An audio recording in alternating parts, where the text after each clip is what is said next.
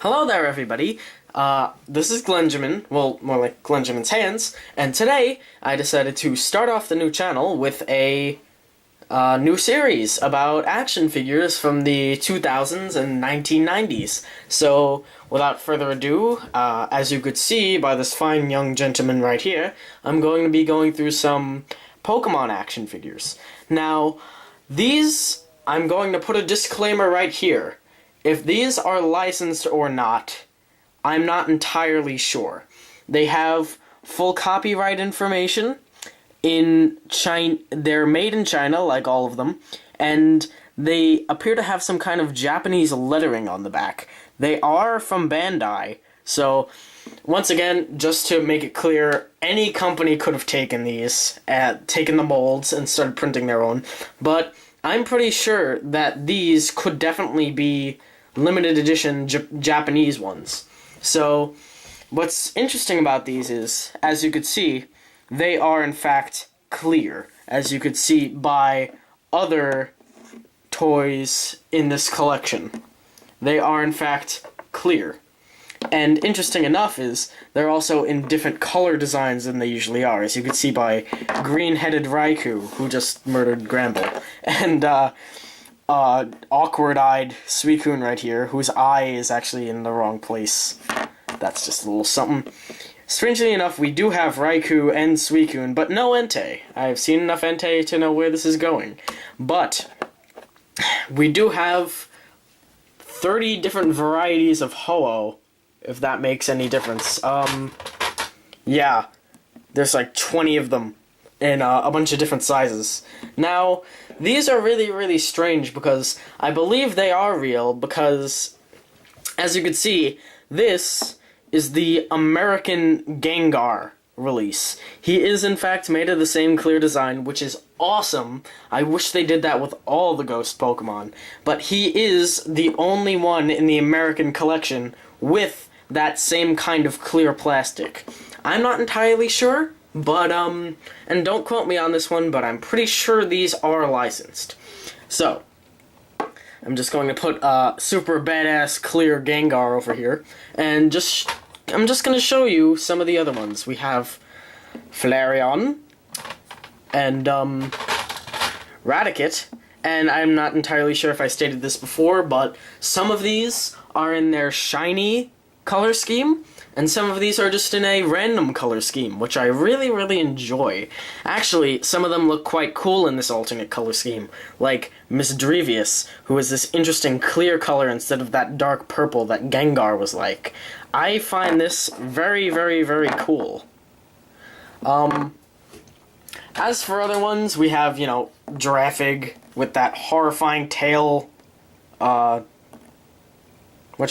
Siamese twin demon, and also, just to show you that they do use American molds with these, we have Venusaur and Golem. These are the exact same molds that they used for the American releases of the toys, which I do not currently have with me right now. So, that's either further proof that these are real, or further proof that these are fake. I'm leaning toward real, but you never know. I mean, honestly. And now I'm going to show you the most interesting part about this. With this collection of toys, we find 3 very, very strange action figures to go along with this. Cue creepy music. I can't afford creepy music, sorry guys.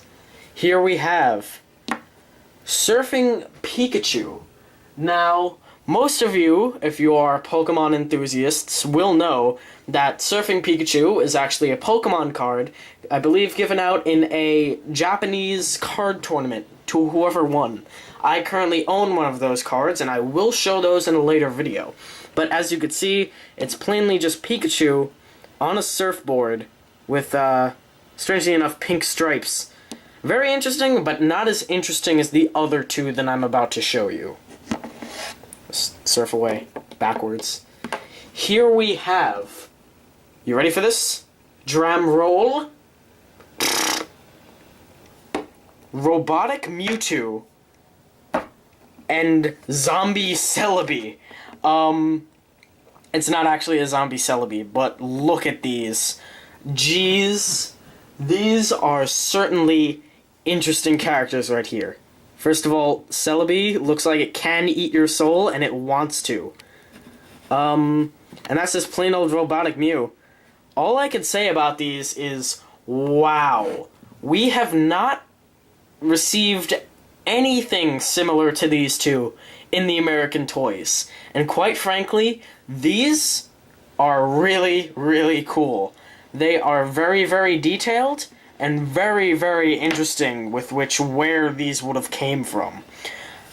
As for the Celebi, the horrifying alien Celebi, I looked into as much as I could on this one, and from what I can derive, that is a very, very, very early concept delivery of Celebi. In other words, the original concept art of Celebi has something pertaining to this, with the strange antenna and awkward dark eyes and hands.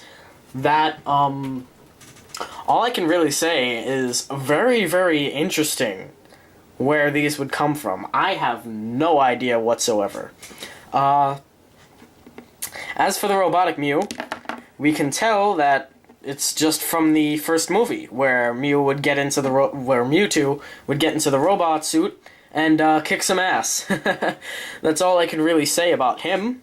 It's certainly very interesting, definitely something that we never have received in America, and that's all I could say. Also, Togetic, just in case any of you guys wanted a Togetic. Okay, so that has been me for today. My voice hurts incredibly. All I could really say is this has been the first episode. If you guys like this, feel free to share it or do whatever the hell you want. I know when I watch videos, I'm kind of indifferent to all those buttons. So do whatever you feel like doing. If you don't feel like doing anything, then just stop watching the video and sleep. And this has been Glenjamin and his hands. And I'll see ya maybe next time if you guys like this.